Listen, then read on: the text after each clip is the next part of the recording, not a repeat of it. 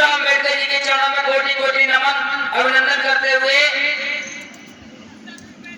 हजारों जातियों में बटे हुए दलित समाज को बहुजन नाम की माला में पिरोने वाले बहुजन नायक मनोहर काशीराम साहब जी के चरणों में कोटि कोटि नमन करते हुए मनवार की रीढ़ की हड्डी को अपने जूते की ठोकर से तोड़ने वाले ईवी रामास्वामी पेरियार नायक जी के चरणों में नमन करते हुए मनवार की पोल खोल सच्चाई का मार्ग प्रदर्शन करने वाले कानपुर की धरती पर जन्मे हमारे बहुजन महानायक पेरियार ललित सिंह यादव जी को कोटि कोटि नमन करते हुए मैं भीम पुत्र विजय कुमार आजाद अपनी वाणी को आरंभ करता हूं। साथियों, वाणी को सुनने से ही काम नहीं चलेगा, वाणी को समझना होगा और समझने के बाद अपने जीवन में उसको धारण करना होगा। अधिकांश आप देखने को मिलता होगा आप लोगों को कि अधिकांश जहां भी अज्ञानता की बात की जाती है वहां मूर्खों की मंडली एकजुट हो जाती है। जहां अज्ञानता की बात की जाती है वहां मूर्खों की मंडली एकजुट हो जाती है। जहां सच्चाई की बात आती है, जहां धम्म की बात आती है, तो वहां धम्म बंधु एकजुट नहीं हो पाते हैं।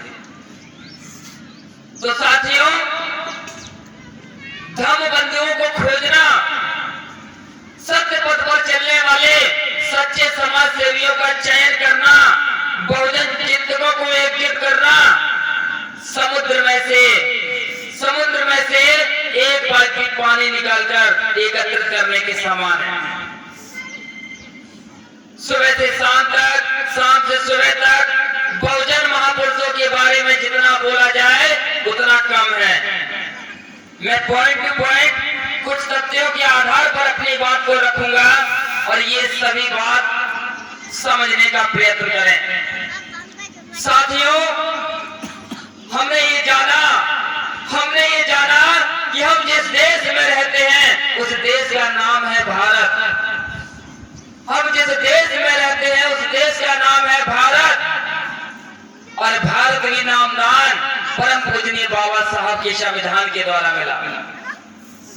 भारत नाम का जो नामदान परम पूजनीय विश्वरत्न बोधिसत्व बाबा साहब के संविधान के द्वारा मिला। यूं तो भारत को अलग अलग नामों से लोग जाना करते हैं, तो भारत की गरिमा को समझने का प्रयत्न करना होगा और भारत के मूल निवासियों को, भारत के लोगों को एक नहीं हजारों जातियों में बांटने का काम किया गया है। साथियों, आप एक व्यवस्था को समझिए, एक ऐसी व्यवस्था जिसने इंसान को जानवर बनने पर मजबूर कर दिया। एक ऐसी व्यवस्था जिसने इंसान को जानवर बनने पर मजबूर कर दिया और उसी व्यवस्था का नाम है वर्ण व्यवस्था। एक ऐसी व्यवस्था जिसने इंसान को जानवर बनने पर मजबूर कर दिया और उसी व्यवस्था का नाम है वर्ण व्यवस्था। तो साथियों, बहुजन समाज को 4 वर्ण व्यवस्थाओं में बांटा गया है और जिसमें से जानवर की भांति जो दर्जा दिया गया है भोले भाले बहुजन समाज को, जानवर की भांति जो दर्जा दिया गया है भोले भाले बहुजन समाज को, उस व्यवस्था का नाम है शूद्र वर्ण व्यवस्था। तो साथियों, हमें दूसरों के बारे में जानने से कुछ नहीं मिलेगा, हमें तो केवल अपने बहुजन महापुरुषों के बारे में जानने से सब कुछ मिलेगा। यूं कहा जाता है कि जिस व्यक्ति को अपना इतिहास नहीं मालूम है वो व्यक्ति कभी भी इतिहास को ना तो समझ सकता है और ना ही इतिहास रचने की काबिलियत रख सकता है। तो जानिए ये शूद्र क्या है और इसकी गरिमा क्या है, इसकी उपयोगिता क्या है। वह व्यक्ति की कोख से जन्म लिया है, वह व्यक्ति जिसने अपनी मां की कोख से जन्म लिया है वही शूद्र है। और ऐसा मैं नहीं, वेद कहते हैं जिसने जन्म लिया वही शूद्र है, और शूद्र को भी जातियों के नाम पर बांट दिया गया है।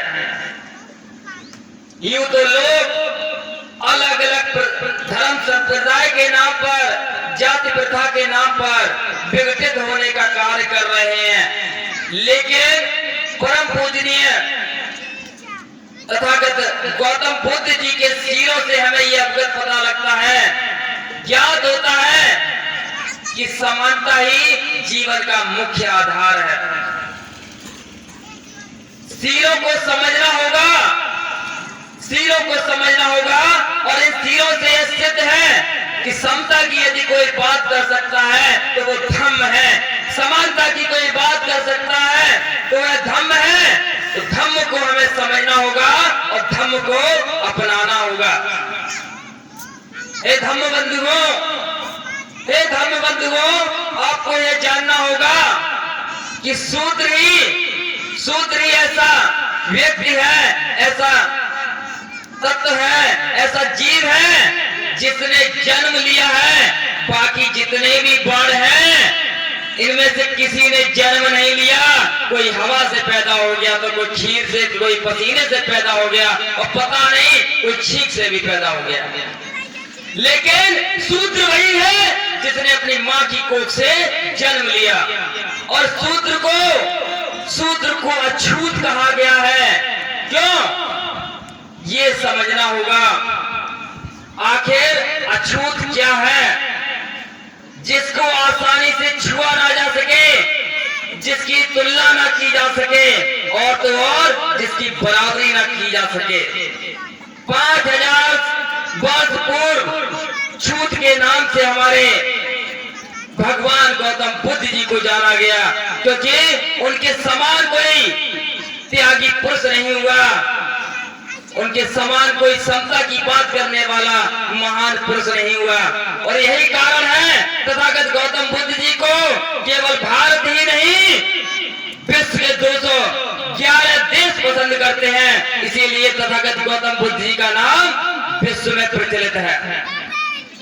तो साथियों, इसी क्रम में हमारे बाबा साहब आए और उन्होंने ये साबित किया कि आडंबरवादी में पढ़ने से कुछ नहीं होता। यदि कलम और कॉपी की ताकत समझ जाएंगे तो सब कुछ हो सकता है। शिक्षा को अपने जीवन का आधार मानते हुए, शिक्षा को जीवन का आधार मानते हुए उन्होंने शिक्षा को अर्जित किया और भारत में नाम रोशन किया। उनके समान आज दिन तक दूसरा अंबेडकर पैदा नहीं हुआ। साथियों, इसी क्रम में भारत में अनेकों वकील हैं, लेकिन पेरियार ललित सिंह यादव जैसा वकील पैदा नहीं हुआ, जिन्होंने 11 साल हाई कोर्ट में मुकदमा लड़ा और मनवादियों को साबित कर दिया कि उनके द्वारा बनाया हुआ पूरा विधान गलत है। और इसीलिए उन्होंने एक पुस्तक की रचना की थी जिसका नाम है सच्ची रामायण। जो भी व्यक्ति इस किताब को पढ़ लेगा, मैं दावा करता हूं भारत की कोई भी शक्ति उसे रोक नहीं पाएगी और भारत का कोई भी वकील उसे हरा नहीं पाएगा। जो भारत में एक पिक्चर प्रचलित है जिसे हम लोग OMG कहते हैं, वो OMG फिल्म पेरियार ललित सिंह यादव के ऊपर बनी हुई है, आप समझ सकते हैं। लेकिन उनका इतिहास कोई जानता नहीं है। तो साथियों, हमें उनके इतिहास को जानना होगा। उसी क्रम में हमारे अनेकों बहुजन महापुरुष हुए जिनकी बराबरी किसी ने नहीं कर पाई, और जब लोग बराबरी नहीं कर पाते तो उसे अछूत कह देते हैं। कहते कि नहीं? बोलो, कहते कि नहीं? कहते हैं। तो साथियों, इसी प्रकार से बहुजन एकता को मजबूत करने वाला एक संगठन है जिसका नाम है भीम आर्मी। और भीम आर्मी बहुजन विचारधाराओं पर चलता है, और बहुजन विचारधारा पर चलता है तो ये ऐसा संगठन है जिसकी बराबरी कोई नहीं कर सकता। मात्र 5 साल में उत्तर प्रदेश ही नहीं, भारत ही नहीं, बल्कि विदेशों में भी भीम आर्मी अपना परचम लहरा चुकी है। तो साथियों, जिसकी कोई बराबरी ना कर पाए उसे अछूत का दर्जा मिलता है, और तो और अछूत लोगों को गलत दृष्टि से देखा जाता है, हीन भावना से देखा जाता है। और तो और हमें ये मालूम है, हमने वेदों को पढ़ा है, उसमें बताया गया है कि जो अछूत है और कमर से नीचे का भाग अछूत है, यानी पैरों को शूद्र कहा गया है। कहा गया कि नहीं?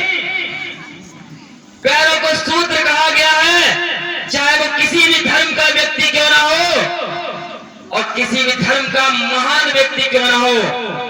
तो साथियों, जब भी उसे मान सम्मान और आदर देते हैं तो क्या, जब हम उसके समीप जाते हैं तो उसे नमन करते समय उसका माथा चूमते हैं या उसका पैर चूमते हैं? बताइए।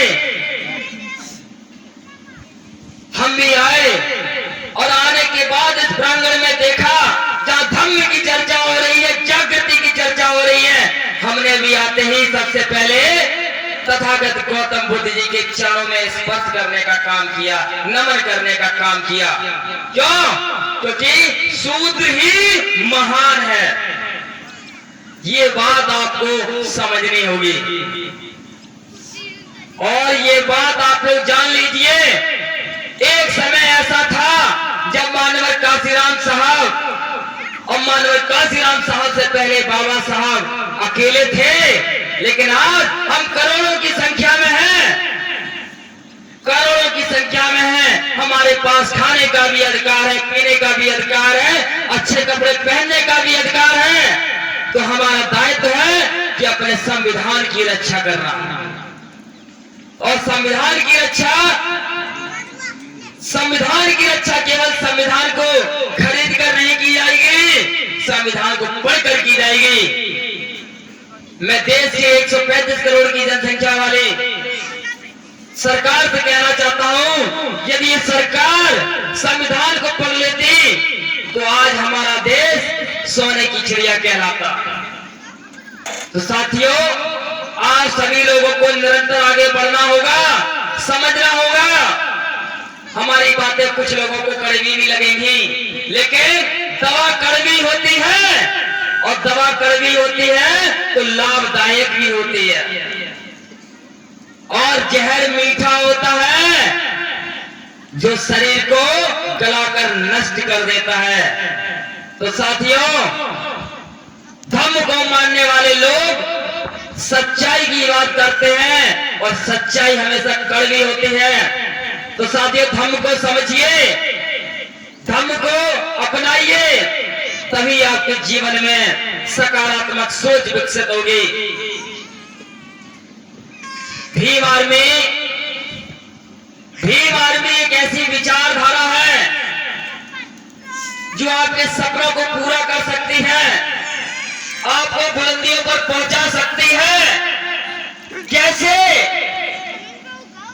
ये आपको समझना होगा। विश्व रत्न मोदी सत्य बाबा साहब ने शिक्षा को अर्जित किया, शिक्षा को अर्जित करने के बाद एक संगठन बनाया, और संगठन बनाने के बाद उन्होंने रिजर्व बैंक ऑफ इंडिया की स्थापना कर दी।